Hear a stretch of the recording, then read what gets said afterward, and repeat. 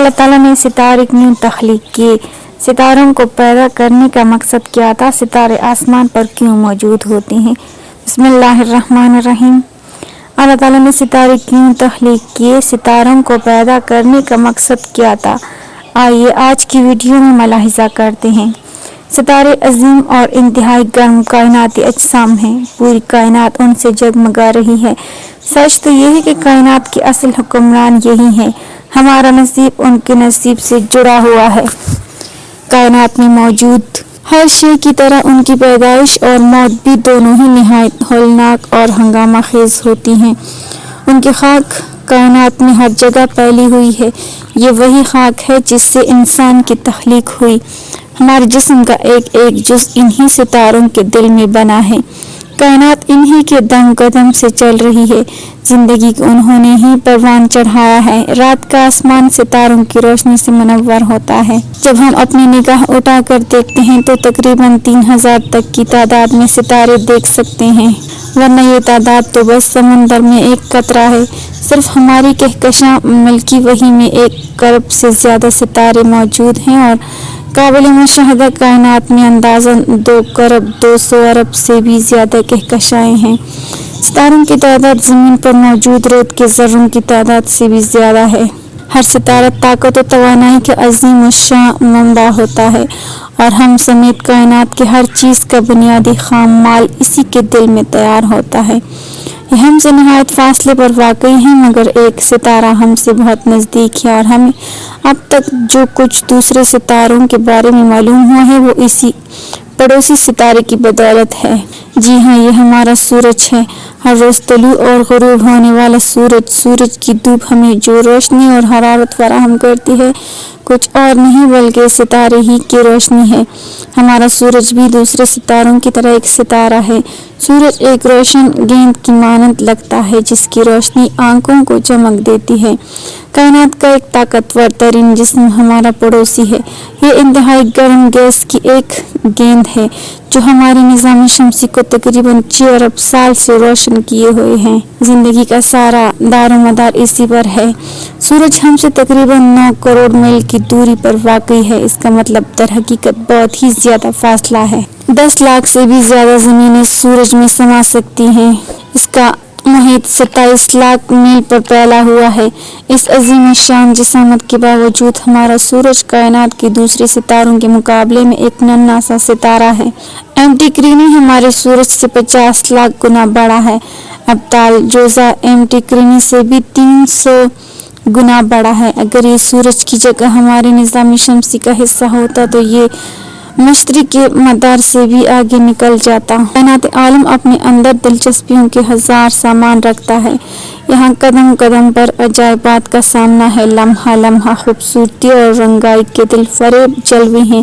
ذرا شب کی تیرگی میں آسمانی دنیا کی سمت ایک نظر ڈالیے، آپ دیکھیں گے ایک چمکتا دمکتا مسکراتا مہتاب اپنی نورانی چادر تانے ہوا ہے اور مہتاب کے ارد گرد ستاروں کا جرمٹ اپنی جلوہ آرائی میں مگن ہے۔ شنید ہے کہ آسمان کی خوش منظری سے بھی کچھ سراب نہیں ہوتا، اور ہو بھی کیسے، بھلا کس کا جمالیاتی ذوق اس قدر سطحی ہوگا کہ دل فریبی اور دلکشی سے اس کا من بھر جائے۔ جس کا جمالیاتی ذوق افق پر پرواز کرے وہ کبھی بھی ستاروں سے اپنا دامن ذوق آزاد نہیں کر سکتا۔ لاریب یہ ستارے قدرت کی اعلیٰ آور اور بے مثال کاریگری کے مظاہر ہیں۔ موسیقی صنع عالم کی شاہکاری اور حسن تخلیق کے بے نظیر نمونے ہیں، لیکن کبھی آپ کے یعنی خیال میں یہ بات آئی ہے کہ آخر ان ستاروں کی تخلیق کے پس پردہ کیسی حکمت پنہاں ہے؟ ہم یہ سوال اس ذات کے دربار میں کرتے ہیں جس کے لفظ کن سے یہ ستارے معارض وجود میں آئے ہیں۔ یقیناً کسی مصنوع کی حکمت اس کے احسان سے بہتر کوئی بیان نہیں کر سکتا۔ لہٰذا ہم قرآن پاک کی آیات کو دیکھیں گے اور دیکھیں گے کہ قرآن کریم ستاروں کی تخلیق کے متعلق کیا فرماتا ہے۔ اس سے پہلے یہ جان لیں کہ تمام ستاروں کا حجم یکساں نہیں ہوتا اور نہ ہی وہ سب زمین سے ایک متعین مسافت پر واقع ہوتے ہیں، بلکہ ان کا سائز اور حجم ایک دوسرے سے مختلف ہوتا ہے اور زمین سے ان کی مسافت بھی ایک دوسرے سے مختلف ہوتی ہے۔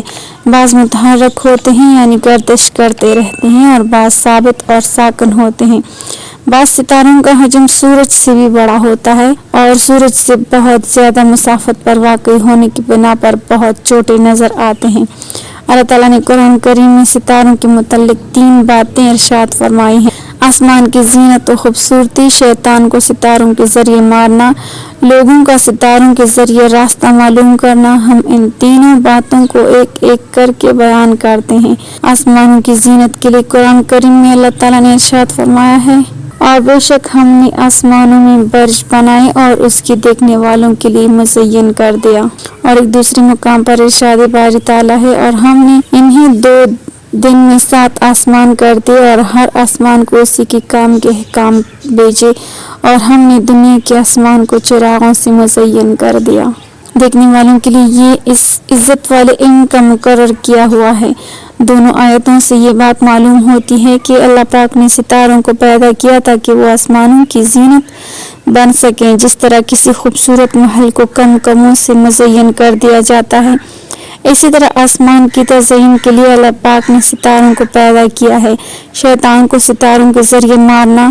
اللہ تعالیٰ نے قرآن کریم میں ارشاد فرمایا ہے: بے شک ہم نے آسمان دنیا کو ستاروں سے مزین کیا اور ہر سرکش شیطان سے حفاظت کے لیے وہ عالم بالا کی طرف کان نہیں لگا سکتے، اور ہر طرف سے ان پر مار پینک ہوتی ہے بگانے کے لیے، اور ان کے لیے ہمیشہ کا عذاب ہے۔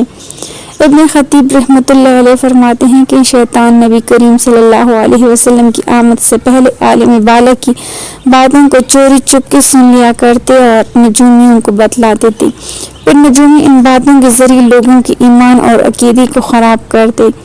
اب اگر کوئی شیطان چوری چپ کے سننے کی کوشش کرتا ہے تو ستاروں کے ذریعے اس سے مارا جاتا ہے، جس کی وجہ سے وہ جل جاتا ہے۔ معلوم ہوا کہ ستاروں کی تخلیق کا ایک مقصد شیطان کو مارنا ہے تاکہ وہ عالم بالا کی باتیں نہ سن سکے۔ ستاروں کے ذریعے راستہ معلوم کرنا۔ زمانہ قدیم میں گوگل میپ جیسی سہولتیں موجود نہ تھیں۔ لوگ ستاروں کے ذریعے اپنی منزل کا پتہ لگایا کرتے تھے۔ چنانچہ ارشاد باری تعالیٰ ہے: اور وہی ہے جس نے تمہارے لیے ستارے بنائے تاکہ تم ان کے ذریعے خشکی اور سمندر کی تاریکیوں میں راستہ پاؤ۔ بے شک ہم نے علم والوں کے لیے تفصیل سے نشانیاں بیان کر دی ہیں۔ کچھ ستارے اپنے مخصوص برج مشرق، مغرب، شمال اور جنوب میں واقع ہوتے ہیں، وہی ان کا مستقل ہوتا ہے۔ زمانے قدیم میں لوگ ان مخصوص ستاروں کو دیکھ کر اپنا اندازہ لگایا کرتے اور اپنی منزل کا راستہ معلوم کیا کرتے۔ دن میں تو وہ سورج کے ذریعے جگہ کا پتہ لگا لیتے، لیکن رات کی تاریکی میں وہ ستارے ان کے کام آتے۔